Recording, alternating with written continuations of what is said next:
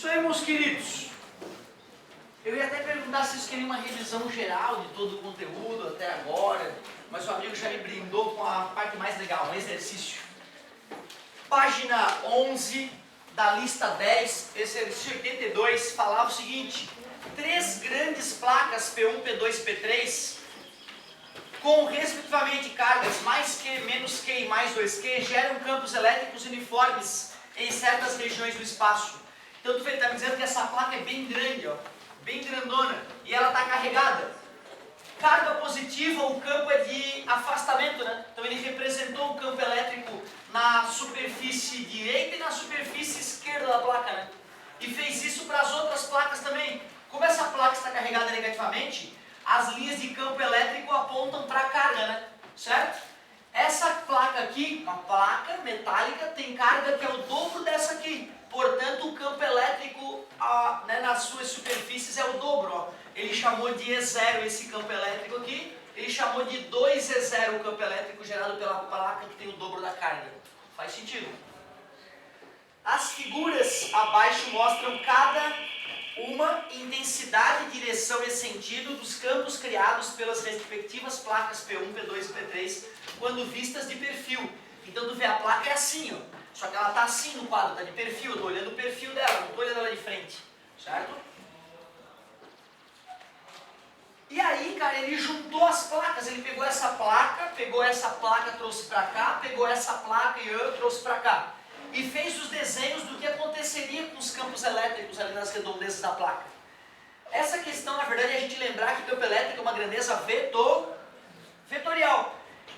Esse vetor e esse vetor, quando eu aproximar essas placas, tem o mesmo módulo e a mesma direção, né? Mesma direção e mesmo sentido. E0 mais E0 vai dar quanto? Um vetor que vale E0 mais um vetor que vale E0. Obrigado. E0 mais E0 dá um vetor que vale 2E0. Por isso que nessa região aqui, entre a placa 1 e a placa 2, o campo elétrico tem que ser 2E0.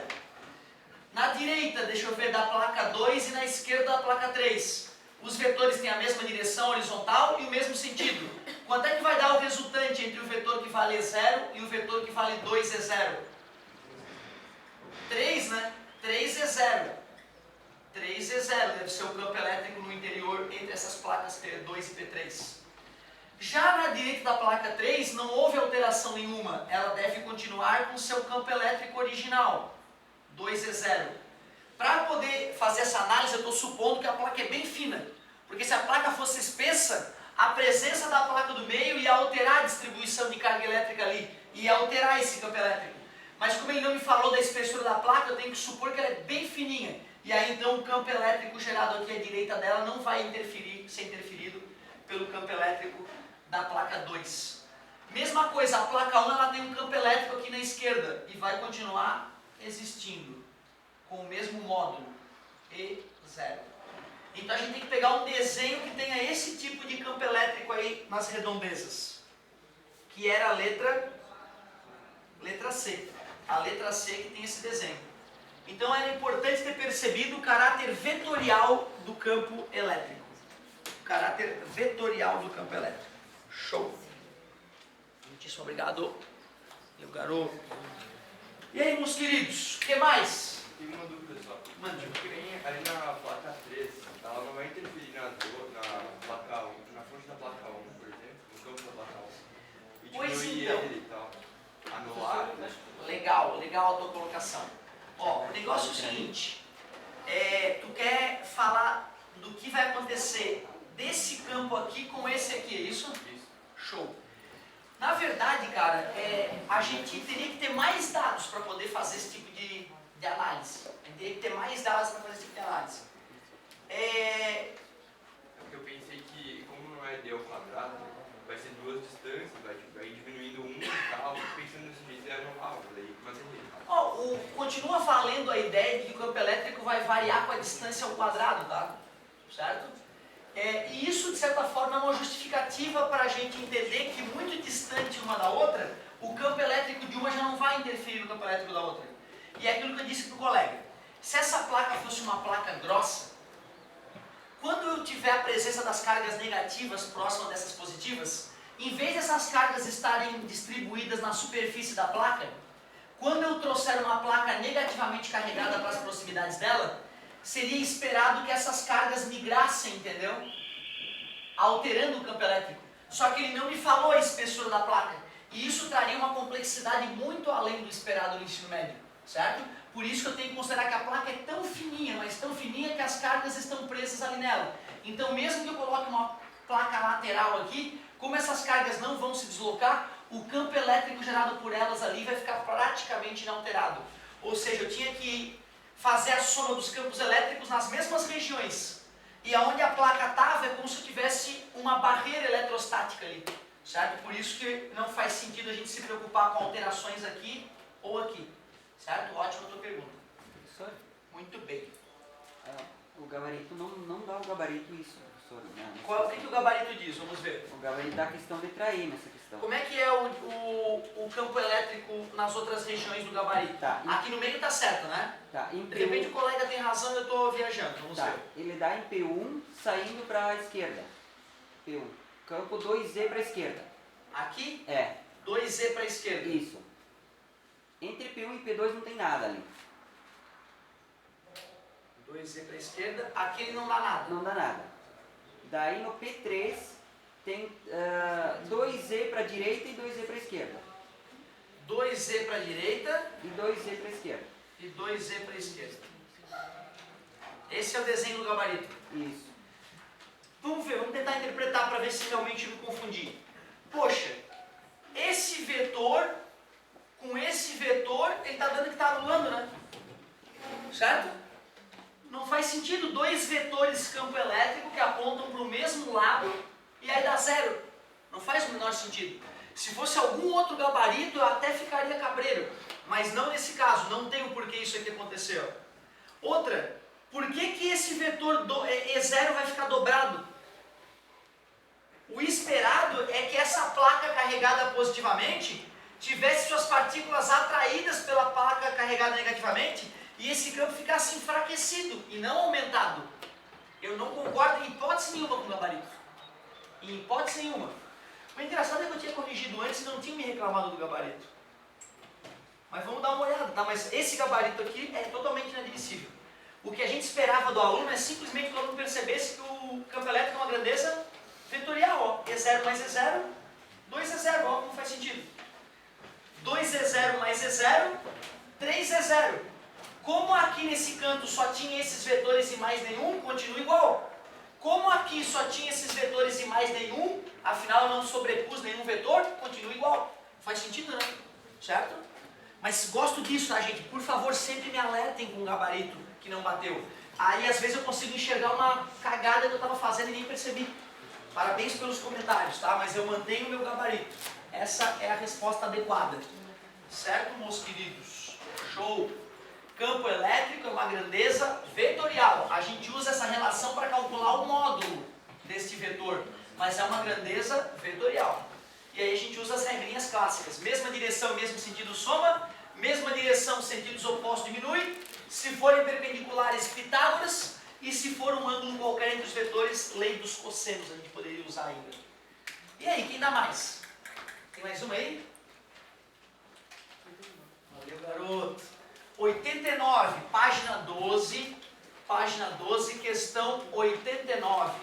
Falava o seguinte: um recipiente contendo um determinado volume de um líquido é pesado em uma balança, situação 1. Para testes de qualidade, duas esferas de mesmo diâmetro e densidades diferentes, sustentadas por fios, são sucessivamente colocadas no líquido da situação 1. Uma delas é mais densa que o líquido, situação 2, e a outra menos densa que o líquido, situação 3.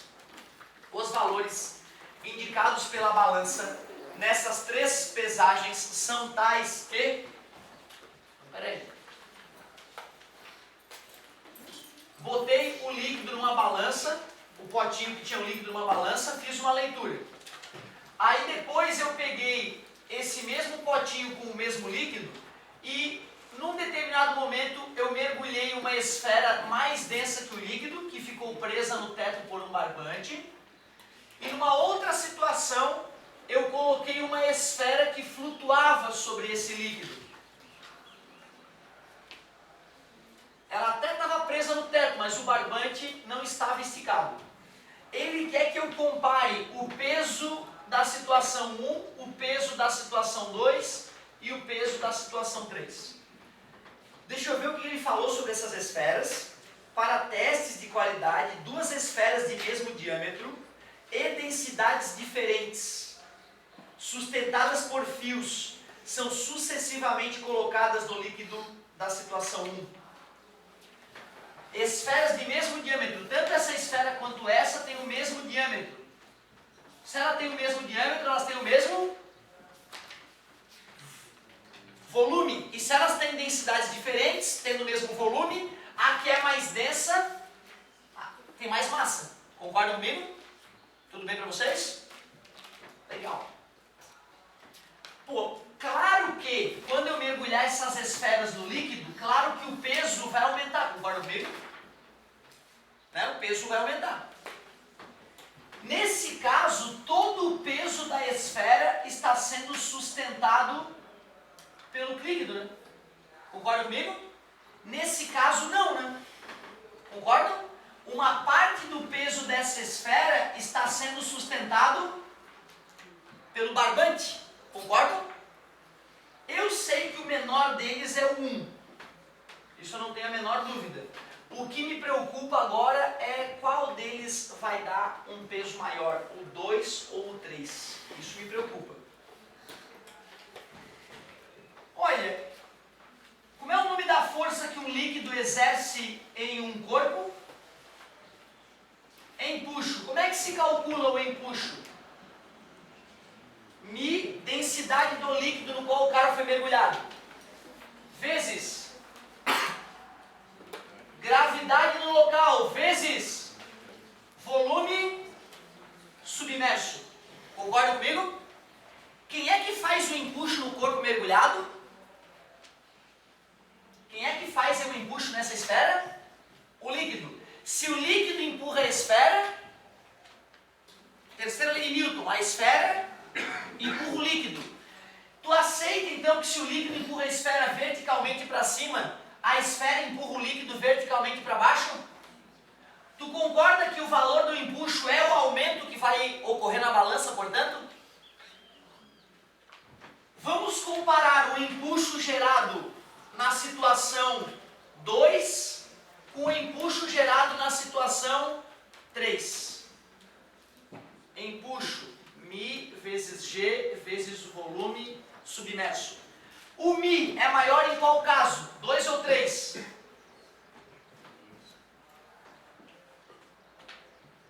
Acabei de revisar com vocês se aquele Mi é a densidade do líquido no qual o corpo está mergulhado, né? Não é da esfera, né, gente? Mudou o líquido? Esse número é igual tanto aqui quanto ali. A gravidade é diferente? Não, esse número é igual ali e ali. Até agora os empuxos estão iguais, né? Porém, a esfera que ficou completamente mergulhada tem um volume submerso maior do que a esfera que estava parcialmente mergulhada, né? Já que elas têm o mesmo diâmetro, elas têm o mesmo volume. Uma está completamente mergulhada, a outra não. Concorda comigo? Assim eu percebo se isso é o empuxo 2 e isso é o empuxo 3, já que o volume submerso 3 é maior do que o volume submerso 2 é maior que o volume submerso 3, eu descobri que o empuxo 2 é maior que o empuxo 3. Concorda comigo? Portanto, mesmo que parte do peso da esfera esteja sendo sustentada pelo barbante, eu percebo que a leitura 2 vai acabar ficando maior que a leitura 3. Então P3 é maior que P1, mas P2 é maior que P3. Eu tive que fazer a análise do empuxo atuando nas esferas, perceber que o empuxo é que vai aumentar o peso lido pela balança, e aí, ao fazer a análise, eu percebi que o empuxo 2 era maior e, portanto, o peso ficaria maior naquele caso. Ele escreveu o sentido oposto. Ele escreveu que P2 era maior que P3, que era maior que P1, que era a letrinha B. Boa questão essa. Boa questão. Ótima pedida, meu querido. Show. E aí? Só pedir, vamos lá. Ora, fizeram pouco exercício nas férias, hein? Nas outras turmas, pessoal, eu sugeria uma revisão geral, uma revisão assim de maluco, sabe? Só vomitar a matéria em cima de que tudo que a gente viu até agora. Não é obrigatório, entendeu? Foi uma dica que eu dei, porque é normal, né, cara? Depois de 2 semanas parado, o cara dá uma enferrujada. Se eu que sou da área e que trabalho com isso todo dia, às vezes dá uma enferrujada, imagina o cara que, né, tá vendo a matéria. Mas vocês podem optar, podemos avançar na matéria ou podemos fazer revisão. O que vocês preferem?